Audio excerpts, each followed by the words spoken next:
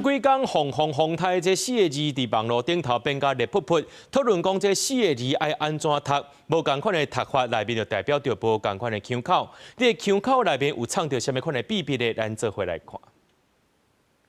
红台，有网友真正无共电视台安怎用台语讲红台这四字，社群平台嘛讨论甲真闹热，甚至佫发展出难度级数佫较悬的语句，真侪人拢来讲台语练喙花。红系统的红雨效果和红台的红海。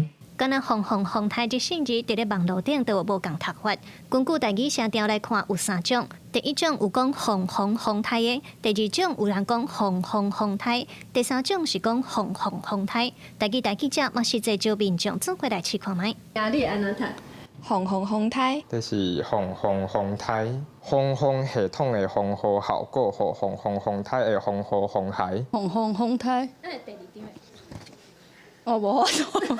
其实和华语诗的声调变起来，台语声调加真丰富。以主流腔来讲，包括入声在内，实际上有7个调。有台语老师指出，台语正特别的，其实就是声调变化。一个词敢若最后一字读本调，其他拢会照规则变调。所以红的红一定爱变调。亲像红台，就有第一优势腔偏将的讲法红台，和第二优势腔偏转的讲法红台。就是讲名词的上尾一字无变调。头前迄几字拢变调，若是红台这4字吼，咱无变调吼，来讲是念作红台。